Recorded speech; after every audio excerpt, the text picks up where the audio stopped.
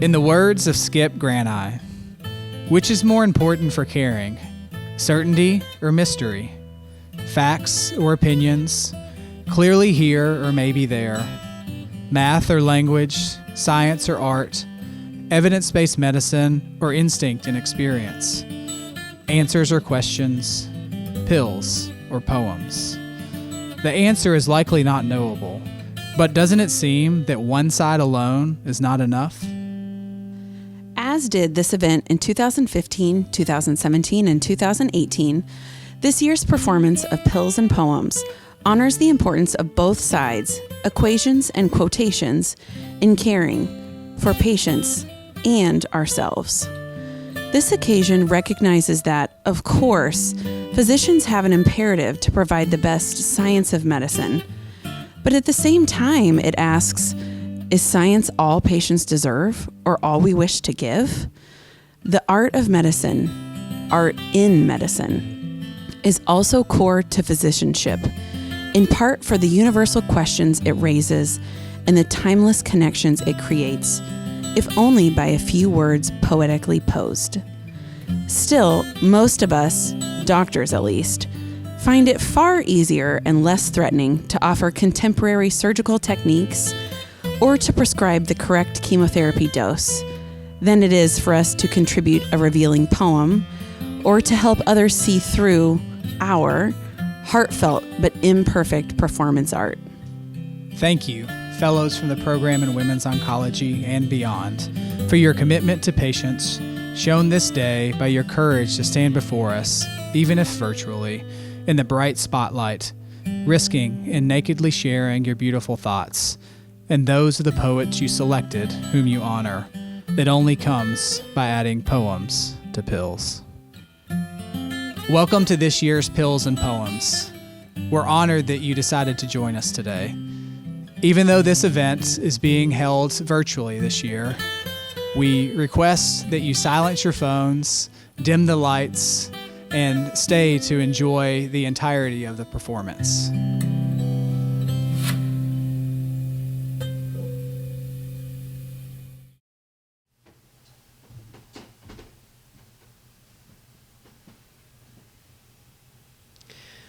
World War I, the war to end all wars, ended on November 11th, 1918, after 4 years of conflict.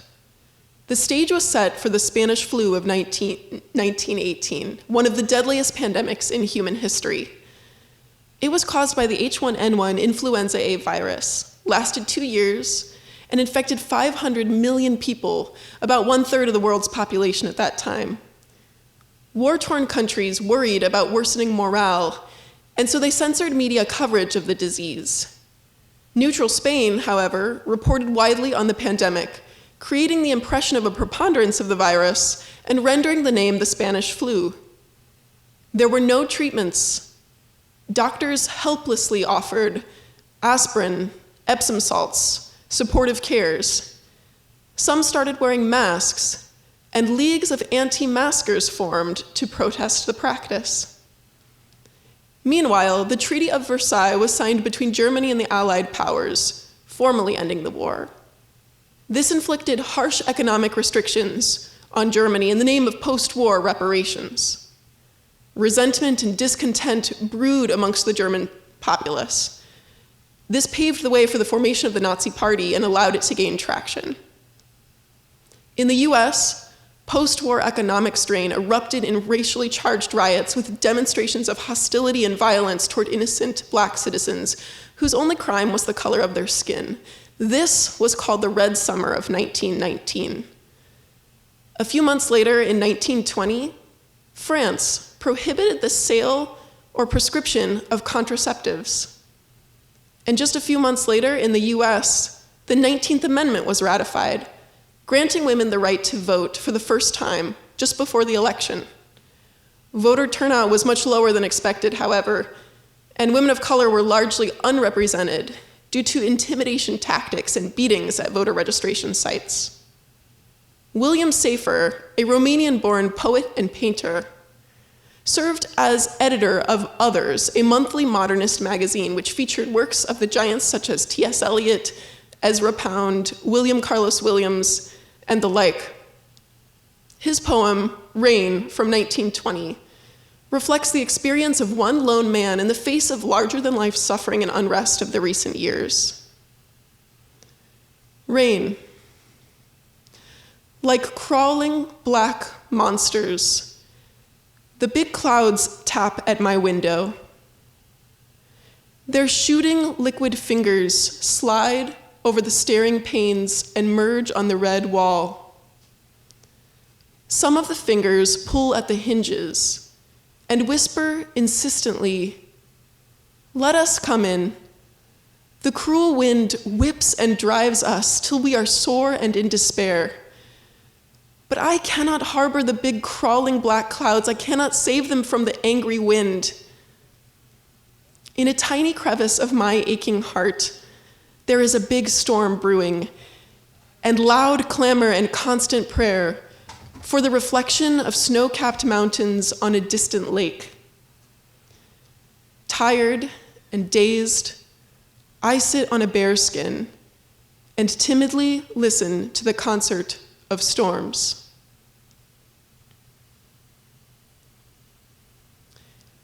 Parts of 2020 have been positively apocalyptic. On multiple occasions, I've wondered to myself, have things ever seemed this bleak? And has the human race ever been this hell-bent on destroying itself? As it turns out, yes. Things have been even bleaker before. If we pay close attention, history truly does repeat.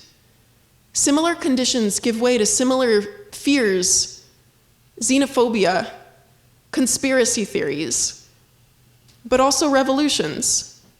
And 2020 has been a year of revolution, a time of great reckoning, of rattling the cages, a time of grappling with the big questions and thinking about what truly matters in this life.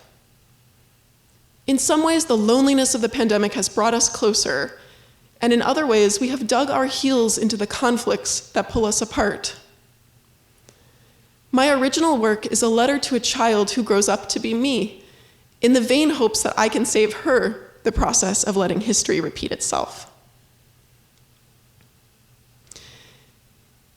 This is a letter to a 4-year-old girl who loves strawberry milk and running fast, who wants nothing more in the world than a dog, and who pees her pants standing in line for the art easel in preschool because she's stubborn and it's her turn and she would never want to be a bother. First, in 30 years, none of this will have changed. In the space between, I want to tell you about this one precious life. So when the people laugh at you and nod, "She's an old soul," they'll be right. Every step will be both surprising and inevitable. You will want to know everything. But more than that, you want to make people feel good. They'll watch you share the burden of the yoke, legs trembling, and call it weakness of character. Well, the inadequacy is theirs. They know not the richness they lack. You will appear tranquil. But when you hear the phrase, "still waters run deep," you will know it because you love animals and you love words, but you believe in science and you believe in a woman's right to choose to be or not to be. You will laugh sardonically. And sometimes you'll reckon your greatest gift is you're good at following directions, but you know that's not true because you are profoundly directionally challenged and not just at the wheel. They'll say, "Follow the sun," but you are not the sun and he is not the moon. Your heart will break so many times. You'll start to think of it like silly putty, flattened, and sticking too long to the thing that wants it off. You will be a gullible dreamer and you will revel in unity. But in the blink of fluorescent lights, hundreds of scalpels, thousands of notes, 525,600 times 4 times 4 times 3, you'll open your eyes, look both ways, and it's just you standing there holding your handmade sign, pink with purple letters. First, you'll be angry, then betrayed, and you will rue the rusty, relentless grip of countless generations of motherhood before you. And then you'll be sad. But this is the year you learn that white tears are not the same as black tears. Black tears are for fears, and white tears are weapons. You never wanted to own a gun, but now you must conceal and carry. Carry wisely, my friend. The shot heard round the world is from the trigger you don't know you're pulling.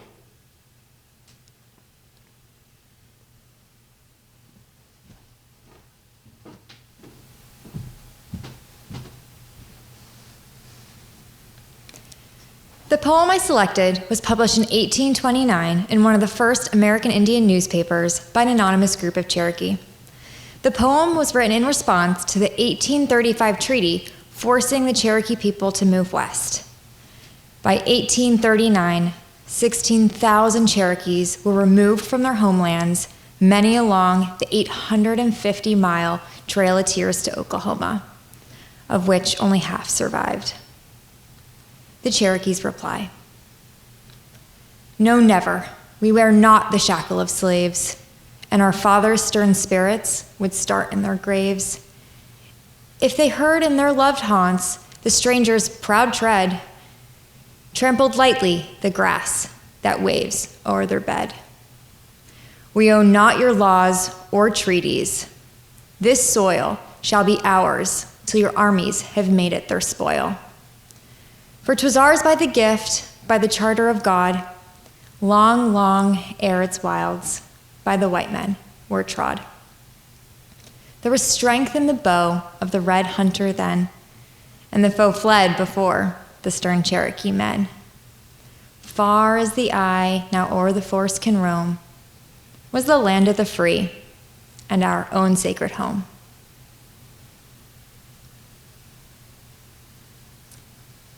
As a member of the Caddo Nation of Oklahoma, neighbors to the Cherokee people, I wrote a poem about the tribal lands on which I was raised.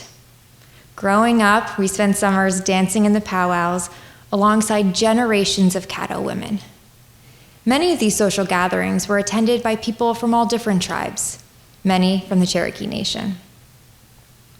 The dance grounds. The beat of the drum singing through the air, the sun beaming down on our feast to share. The red clay staining the hem of my dress, my moccasins with the same, having spared no less. This gathering I've attended since I was a child, used to capture the turtles and watch them run wild. Today I dance with a more somber tone, the future of these powwows becoming more unknown. Our songs and dances have survived the years, sharing stories of warriors and their defeats and victory cheers. We continue these traditions as I wear my grandmother's comb, dancing on the lands that became our ancestors' new home.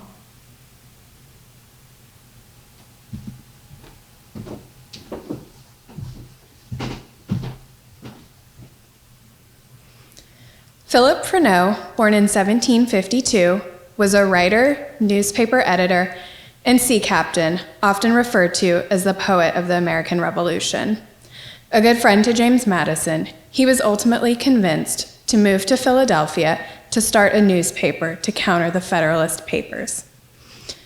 It was while living in Philadelphia that he wrote this poem, titled Pestilence, about his own experience during an outbreak of yellow fever. Pestilence. Hot, dry winds, forever blowing. Dead men to the graveyards going. Constant hearses, funeral verses.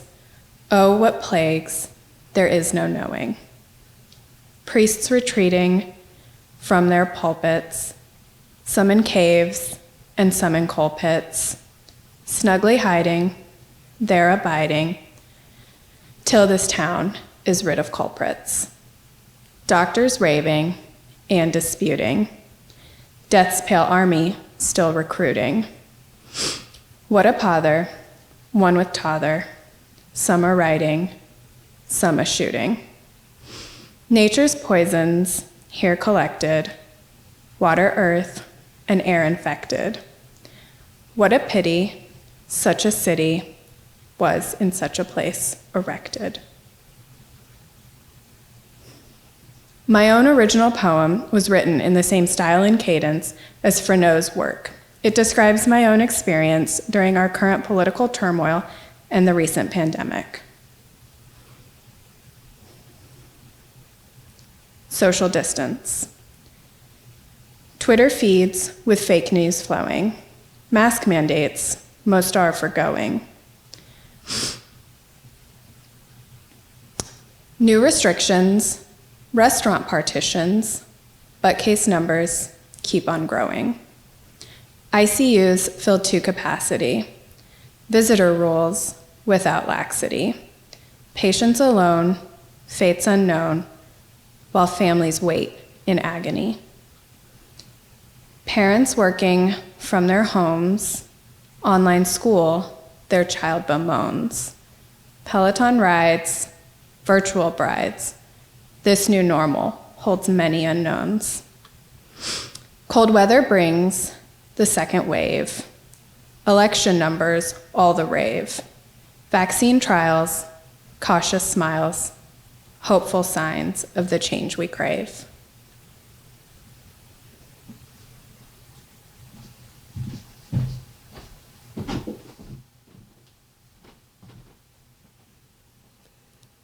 Wisława Szymborska was a Polish poet and essayist born in 1923.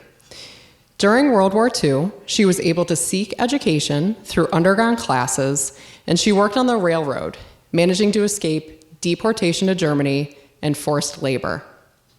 She gained national recognition in 1996 when she was awarded the Nobel Prize for Literature.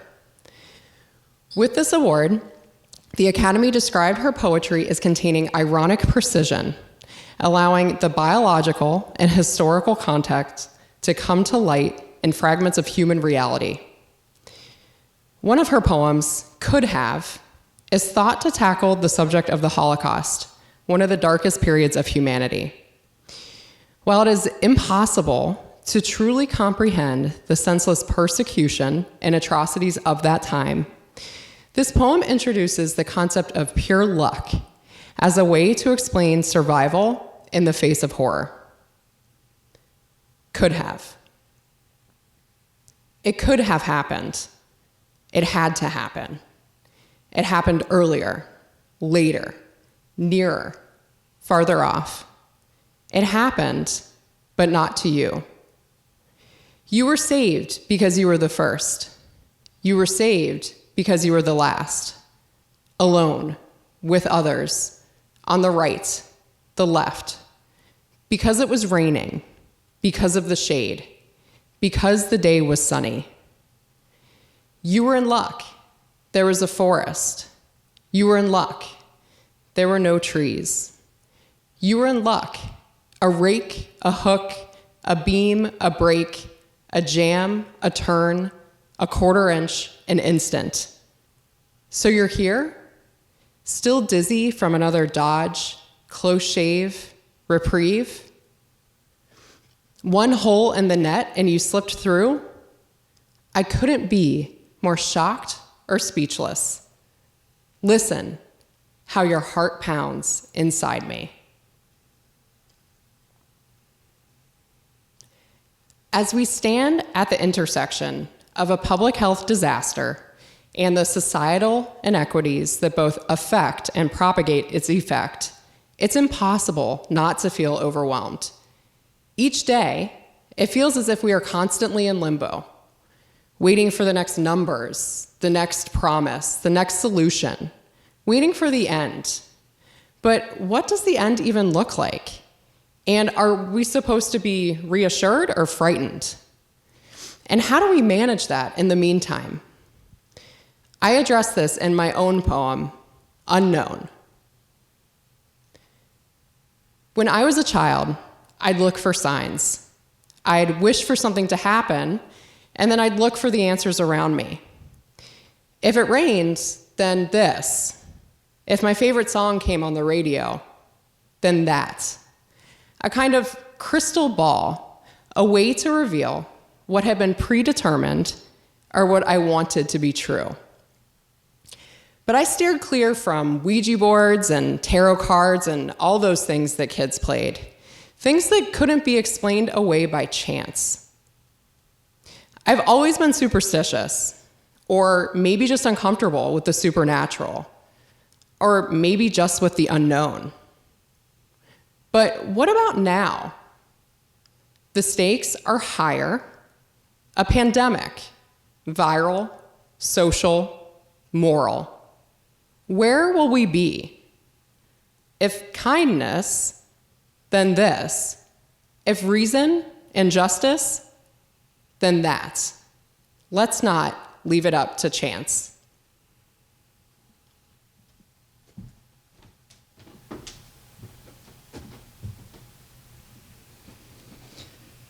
Mary Wallstonecraft, author, philosopher, from 1759 to 1797. She was one of the founding philosophers of the Enlightenment and considered the mother of feminism, although her work wasn't well recognized until after her death. This past year, England erected a statue in her memory. She said things like, "I do not wish for women to have power over men, but over themselves," and "Virtue can only flourish amongst equals."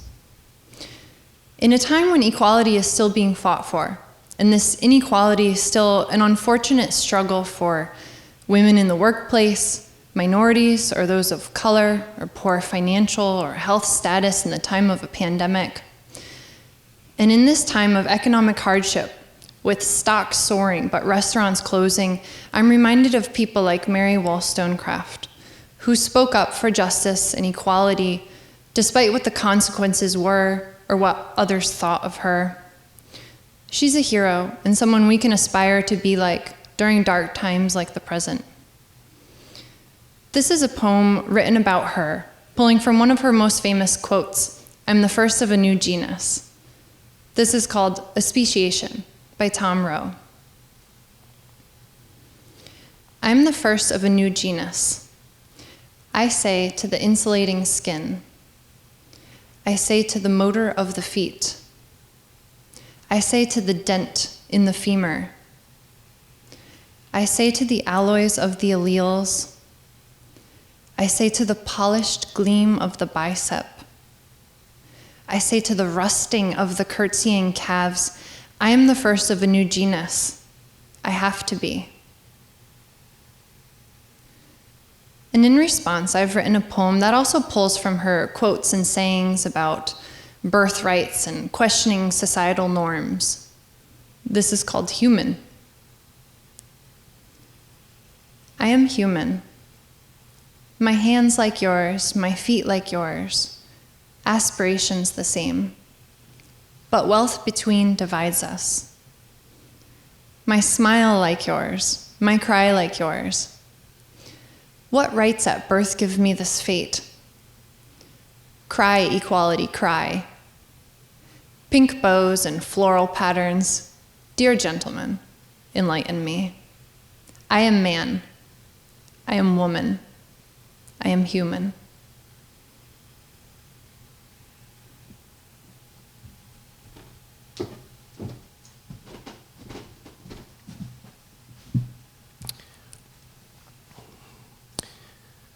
Lucille Clifton was not welcome when she was born in 1936. And as she grew up, she learned what it meant to be a black woman in America. She learned that she could not vote. She learned that her rights were diminished. And she learned that others viewed her as less than. From this cultural soil grew the flower of the Harlem Renaissance. Art, music, and poetry flourished. And it was during this time that the great Langston Hughes discovered Clifton. The following is one of her selected poems, in which, ironically, she invites us for celebration. Won't you celebrate with me what I've shaped into a kind of life? I had no model. Born in Babylon, both non-white and woman, what did I see to be except myself? I made it up. Here on this bridge, between starshine and clay, my one hand holding tight my other hand. Come celebrate with me. That every day something has tried to kill me and has failed. When she died in 2011, Clifton was the Distinguished Professor of Humanities at St. Mary's College, and she had served as the Chancellor of the Academy of American Poets. The following poem is a direct response to Clifton's invitation. Let me celebrate with you what you've shaped into your only life, what you modeled with no model. Born in Zion, both non-woman and white, I didn't make anything up, but still sometimes I forget. Standing beside you on your bridge between heaven and earth, my one hand holding tight your other hand. Let me celebrate with you. We are alive.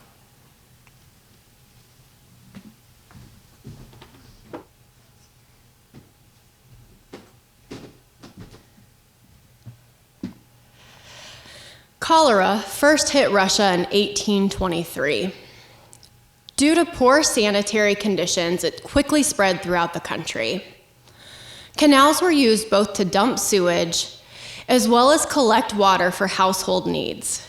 The flood of 1824 only worsened these conditions. By 1831, cholera was still plaguing the country, with 250,000 Russians contracting the disease and 100,000 succumbing to it. Alexander Pushkin was a Russian author during the time of cholera who was placed in quarantine in 1827. He was no stranger to isolation, as he had been exiled by the government multiple times for radical political views. Still to this day, he's considered one of the great Russian authors, penning many poems, books, and plays in his short lifetime. Today, I will recite one of his poems during his time of quarantine.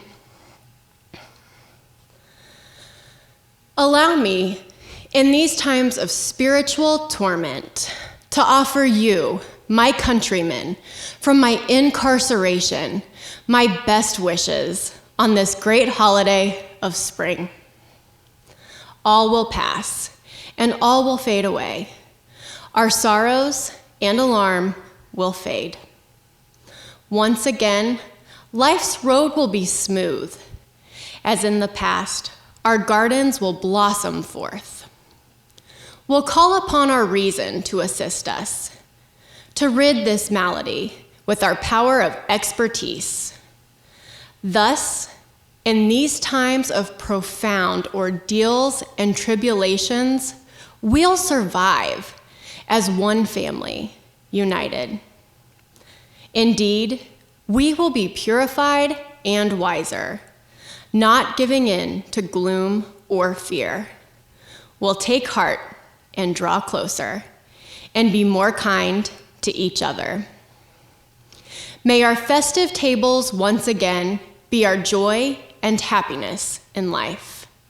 May the Almighty send on this day a morsel of happiness to each and every home. Much like 19th century Russia, 2020 has been a rough year for all of us.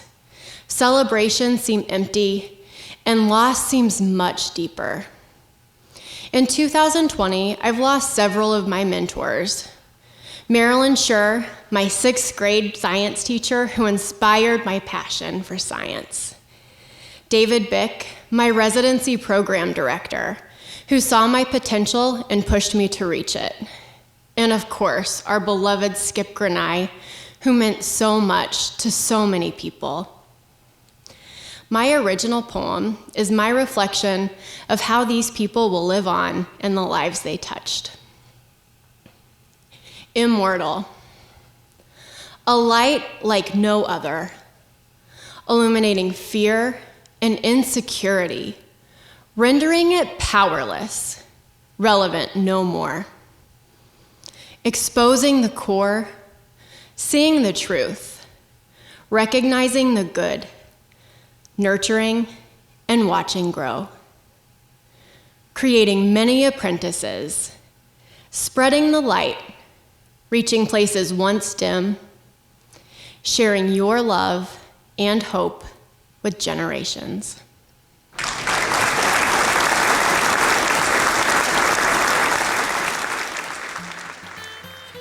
And now we invite up our friends and esteemed poetry commentators, Liz Howard and James Sung.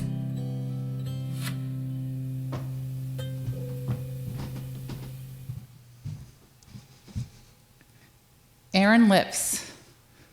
She teaches us that history indeed repeats itself through her tale of World War I, the Spanish flu, and women's voting rights.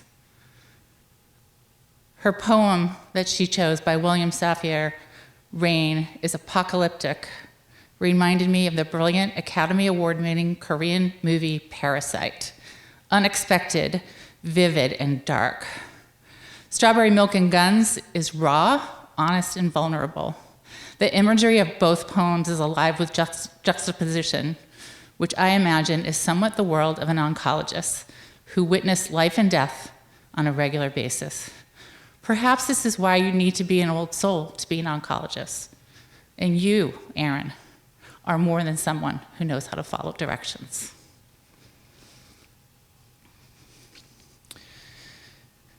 Jess DiSilvestro.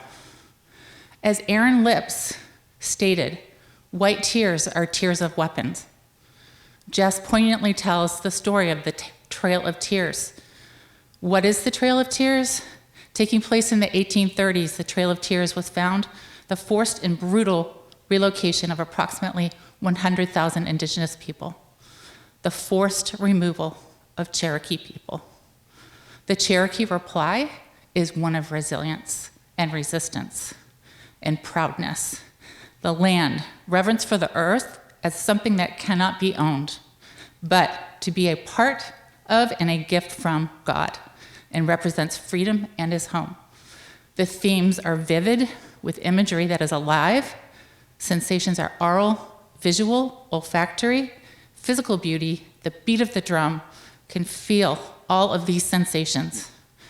Jess's poem, The Dance Grounds, also reveal the resilience, the honor, and endurance, survival and victory of the Cherokee people. Jess's poem honors the elements, the earth, the sun, and the traditions, the memories of powwows.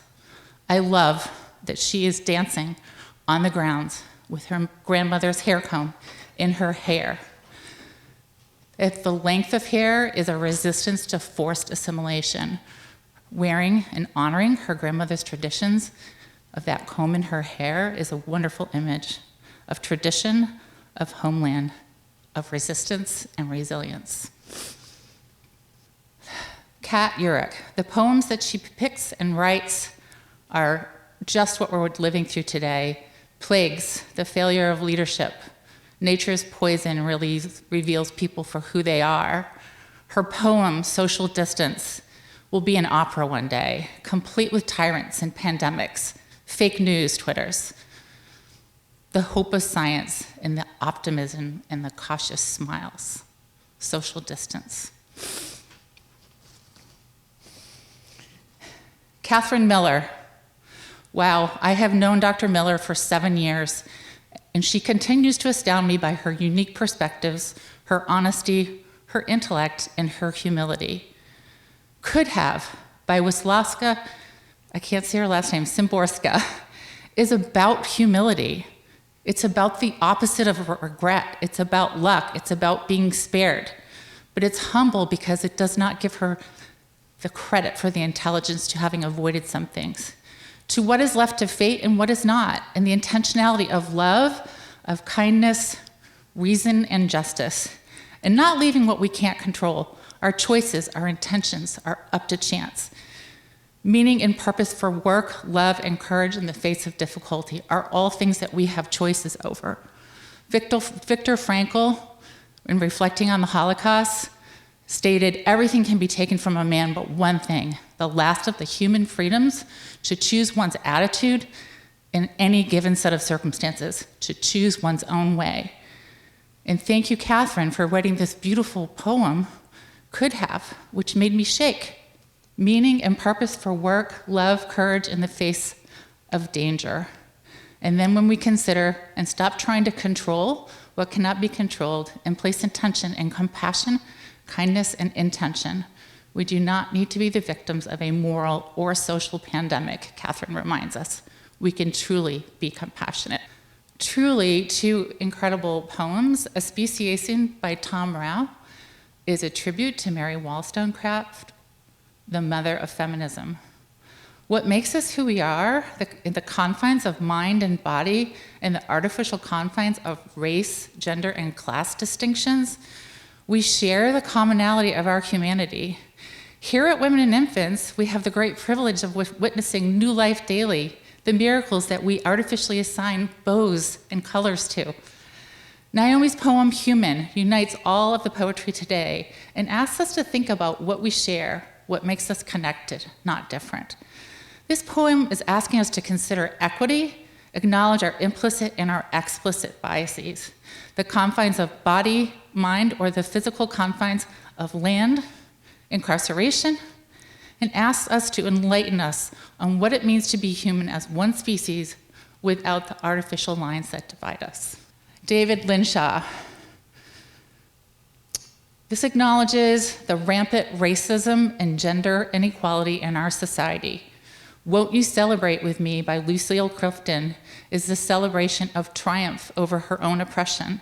And his poem in response, May I Celebrate With You, joining hands and celebrating the resilience of life and the connection to one another. Thank you, David. Ashley, what a beautiful poem you selected by Pushkin in the time of cholera where he was quarantined and allowed himself to write beautiful words of hope. Creativity in isolation, generosity while quarantined and offering hope, survival and unity, traditional family bounds erased, yet kindness prevailed. And I love the image of the festive tables, the feast that everybody is celebrating together, and this analogy of food and nourishment of one another. Her own poem is about the loss of mentors. Her poem entitled Immortal is a beautiful tribute to the irreplaceable power of mentors to accompany, nurture, and validate us. The poem is a very special tribute also to Dr. Granai, who often spoke on the meaning and privilege of patient care. In his talk, Moo, I am reminded of his quote, Moo is everything plus love. Moo is the cry of the cow Wordsworth, who mourned the loss of Leo the farmer. Emily Dickinson wrote on the totality of love in her pithy poem, Love is anterior to death, anterior to life, posterior to death, initial of creation, and the exponent of breath. Our jobs in healthcare is to care for the human health experience and to foster human connection and shared experiences, which we do every day. Even in quarantine, Pushkin was able to share the beauty of his poetry and paint a picture of a shared feast when the pandemic was over. Let's all take in this beautiful image of a shared meal, and Skip would be the first to remind us that what followed the Black Plague in Europe was the Renaissance, a very cherished rebirth. Is that it? Okay.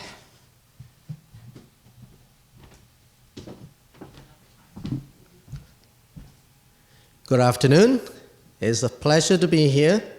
First, I'd like to thank Dr. Oliver and Dr. Beffer for taking the mantle to produce Pills and Poems this year.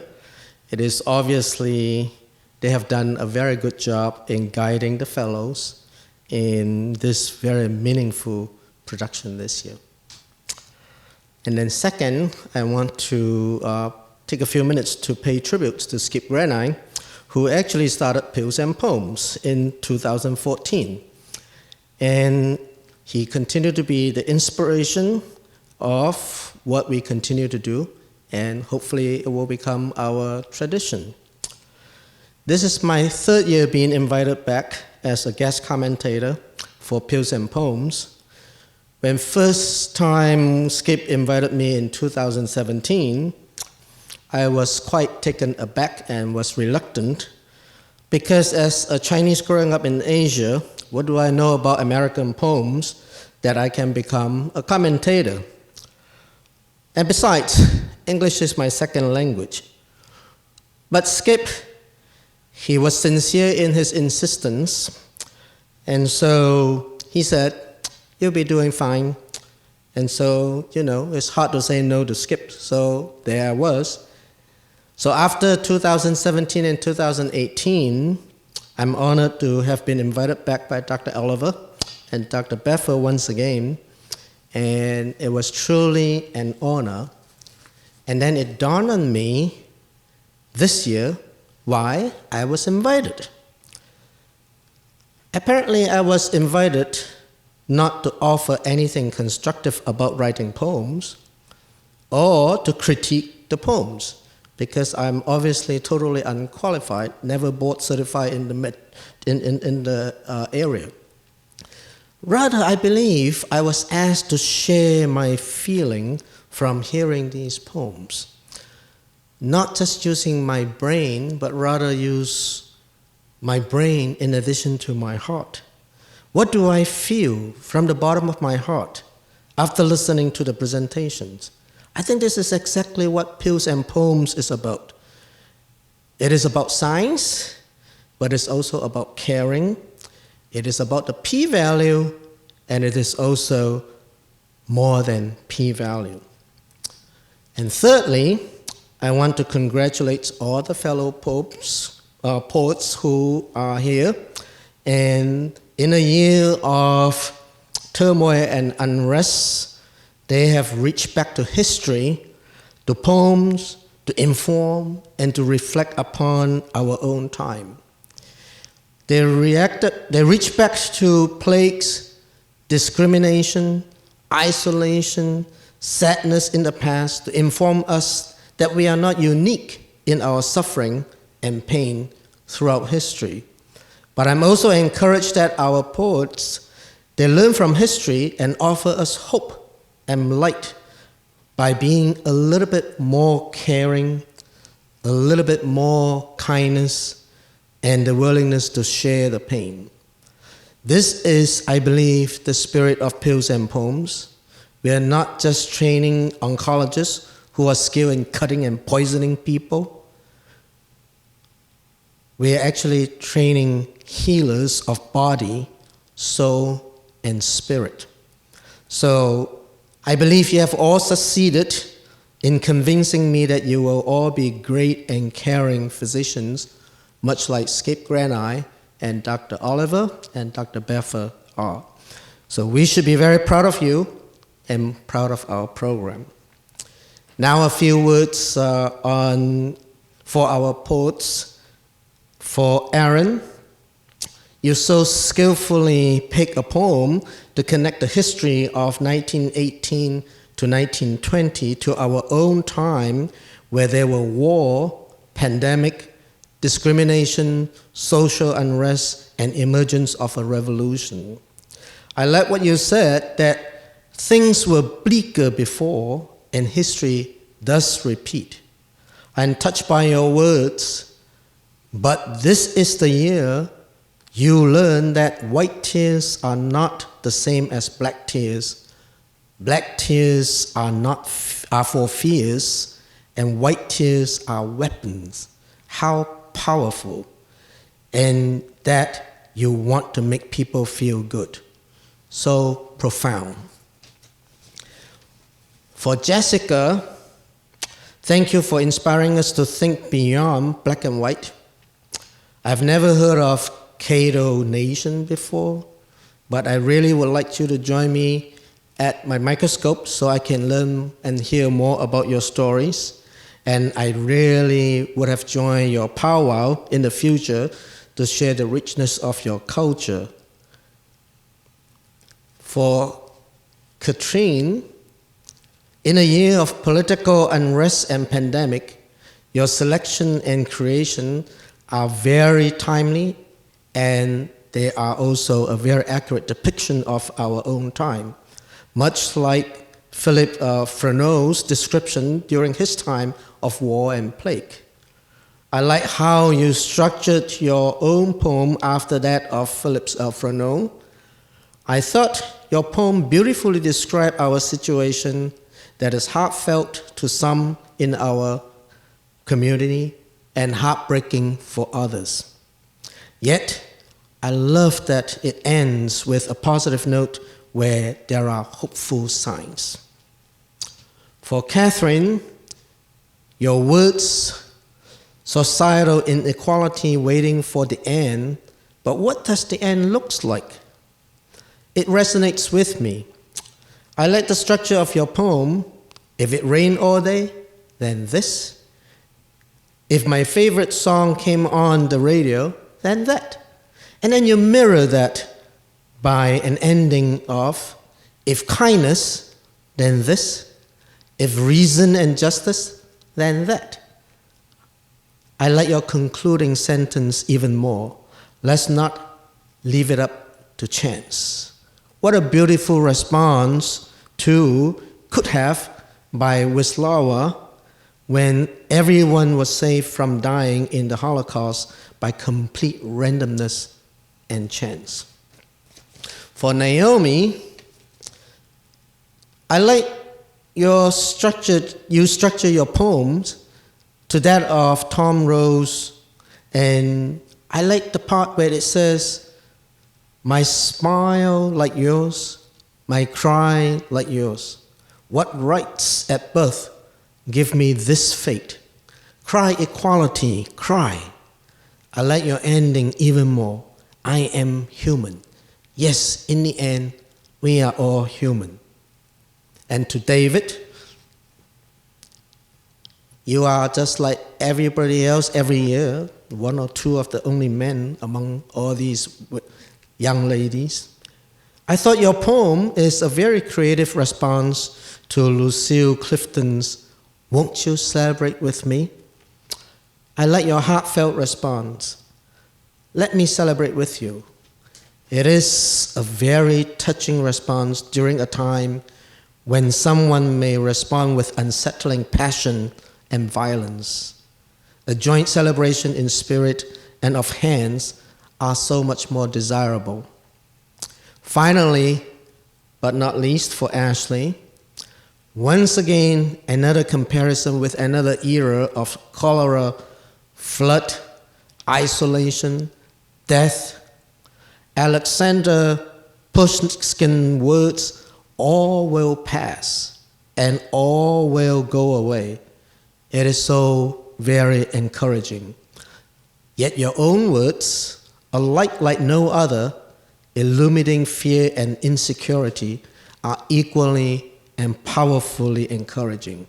Yes, spreading the light, reaching places once dim, sharing your love with generations. These are exactly the words we need this season and for all next year. Thank you so very much for having me, and congratulations to all for a very well done program. Have a good day.